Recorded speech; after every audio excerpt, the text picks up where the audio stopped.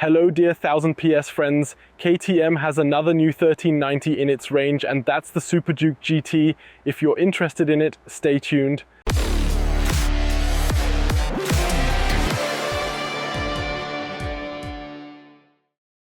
The KTM 1390 Super Duke GT is also new for 2025. Visually, I think it's a successful update. I couldn't really warm up to the shape of the old Super Duke GT. There was so little at the back and such a bulky tank at the front, and so expansive that somehow it didn't quite fit for me. Also, the exhaust of the old 1290 was not really beautiful from my point of view either, and in this respect I find the look now refreshing, and also the newly shaped headlight has made it into the 1390 Super Duke GT and is thus clearly recognizable as a KTM. Otherwise, we have nothing else visually. The distinctive bar at the rear, which the 1290 has, is gone. What remains are the notches for the optional case system. The side view of the bike is very jagged, especially at the front of the tank where it can be seen quite well. And from the front, no eye stays dry. What has been saved compared to the naked Super Duke are the implied wings, perhaps a step further in the direction of the V2 engine. Until now, it was always the case that KTM, the Super Duke GT, had a few horsepowers less than its naked counterpart. That has changed with the 1390 Super Duke GT. We now have the full 190 horsepower at 10,000 revolutions. We have a displacement of 1,350 cubic centimeters, so exactly the same. And we have a maximum torque of 145 Newton meters, which is applied at 8,000 revolutions. So it's really one-to-one like the naked one. Let's move on to the refueling stop. What has been done to the transmission? There are small updates everywhere. We now have a wet weight of 228 kilograms. On the 1000 horsepower V-Wag, the predecessor weighed 233.5, so she has lost over 5 kilos. But that's only half the story, you have to say, because the tank has also shrunk from 23 liters to 19.5. The consumption is given as 5.9 liters. That means that the calculated range of over 300 kilometers is still possible. And I think that fits the engine quite well. When it comes to the transmission, we have two interesting things. Firstly, the quick shifter is unfortunately subject to a surcharge, which I can't really understand on a bike of this size and class. Secondly, gears 5 and 6 are the same as on the standard Super Duke. These are no longer designed as overdrive, but fit seamlessly into the relatively closely spaced 6-speed transmission. And I think that's a good thing because you can really use it now and always have the right gear for the type of propulsion you need. There's also an anti-hopping clutch. What is not yet planned, I'm not saying, is the AMT, the automated manual transmission, which celebrated its premiere in the Super Adventure S-Evo. A lot has also changed in terms of suspension and brakes. For one thing, the Super Duke T now features the WP Apex semi-active suspension, the third generation of which has been revised in a number of ways. I'll refer you to my Super Adventure video for more details. The suspension is said to have better torsional rigidity, and the vehicle is said to have a lower center of gravity. It is interesting to note that the rear shock is no longer directly linked, as it has always been on the Super Duke GTs up to now, but is installed with a linkage. And that means that on the one hand, we lose 16 millimeters of travel from 156 to 140. On the other hand, however, the more direct the agility benefits, the comfort mode of the semi-active suspension has been revised and the wheelbase has grown by 9 millimeters, which should benefit stability. When it comes to the brakes, KTM has made some significant changes.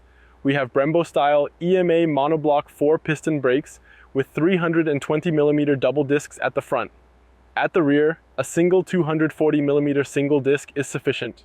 Perhaps the new ABS modes offered are exciting when braking.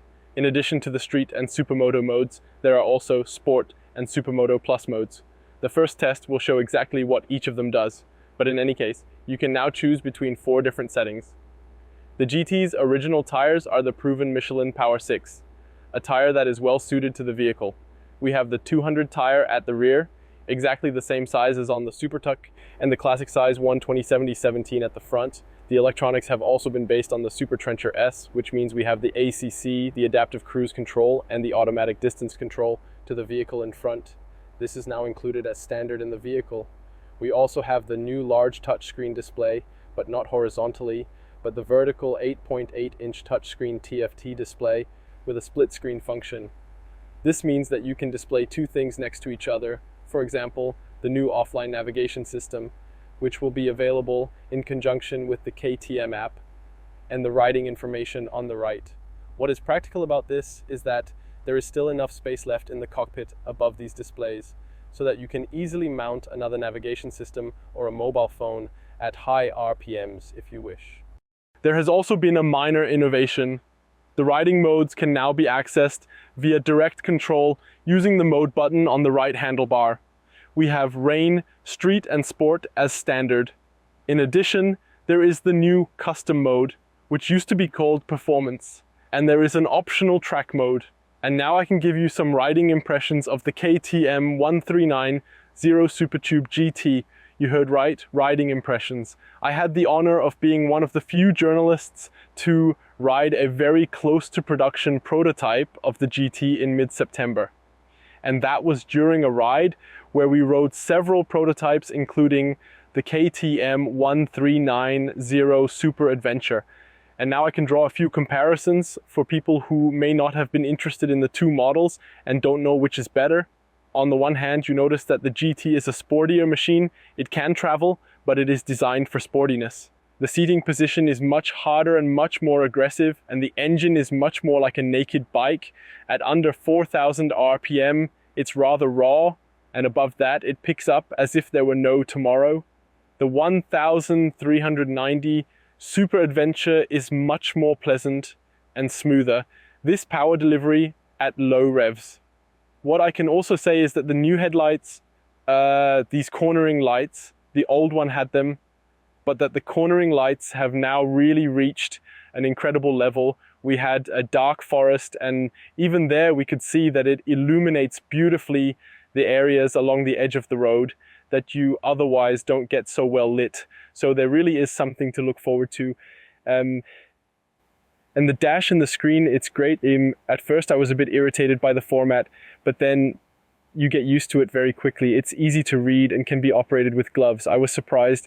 And overall, I think it's a really successful development and a good turn motorbike with brute power. Last but not least, I would like to reveal the price and the date of availability of the 1390 Super Duke GT. Unfortunately, I can only really do one of the two because the price is not yet known. We will be in Austria at around 26,000 euros.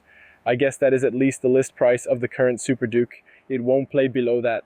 But good news on the other hand, the KTM 1390 Super Duke GT will be available at the start of the 2025 season.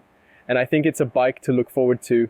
I'm looking forward to the first test. Now it's your turn. Let me know in the comments below what you think of the bike, whether something like this makes sense at all or whether it's completely crazy. I look forward to your feedback and say goodbye.